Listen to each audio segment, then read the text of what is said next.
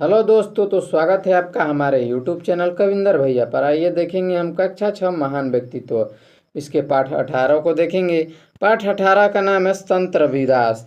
इसके हम प्रश्न उत्तर को देखेंगे।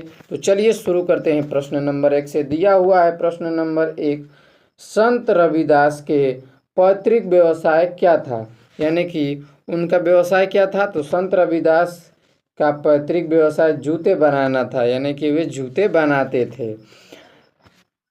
प्रश्न नंबर 2 है, संत रविदास के समाज कौन कौन सी बुराइयां फैली थी, यानी कि जब संत रविदास जी का जन्म हुआ था उस समय समाज में कौन कौन सी बुराइयां फैली थी। तो इसका उत्तर हो जाएगा, संत रविदास के समय समाज में अनेक बुराइयां फैली थी, जैसे अंधविश्वास, धार्मिक आडंबर, छुआछूत आदि। आगे देखेंगे। प्रश्न नंबर 3, रविदास ईश्वर से मिलने के लिए कौन सा तरीका बताते हैं। तो इसका उत्तर हो जाएगा, रविदास के अनुसार ईश्वर से मिलने का तरीका आचरण को पवित्र करना और भक्ति भाव रखना है।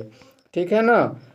आगे देखेंगे। प्रश्न नंबर 4, मनुष्य को महान बनाने में कौन से गुण सहायक हैं। इसका उत्तर हो जाएगा, विचारों की श्रेष्ठता, समाज के हित के कार्य और संग व्यवहार जैसे गुण मनुष्य को महान बनाने में सहायक होते हैं। आगे देखेंगे। प्रश्न नंबर 5 दिया हुआ है, संत रविदास के मुख्य विचार क्या थे। तो इसका उत्तर हो जाएगा, पहला, राम, कृष्ण, करीम, राघव, हरि, अल्लाह एक ही ईश्वर के विविध नाम है, यानी उनका कहना था कि एक ही ईश्वर हैं, उनका ये सब विभिन्न यानी सब ही नाम हैं। दूसरा है, सभी धर्मों में ईश्वर की सच्ची आराधना पर बल दिया गया है, ये रविदास जी ने कहा है। 3 नंबर है, वेद, पुराण, कुरान आदि धर्म ग्रंथ एक ही परमेश्वर के गुणगान करते हैं, यानी उन्होंने कहा है कि वेद जो है, पुराण है, कुरान है, वे एक ही परमेश्वर के ही गुणगान करते हैं।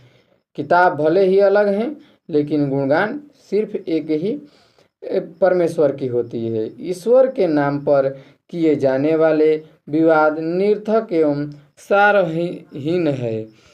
आगे देखेंगे। 5 नंबर इसी में उन्होंने क्या कहा है, सभी मनुष्य ईश्वर की ही संतान हैं, अतः ऊंच नीच का भेदभाव मिटाना चाहिए। उन्होंने कहा है कि जितने भी मनुष्य हैं वे ईश्वर के ही संतान हैं, ऊंच नीच का भेदभाव नहीं करना चाहिए। अभिमान नहीं अपितु परोपकार का भावना अपनानी चाहिए।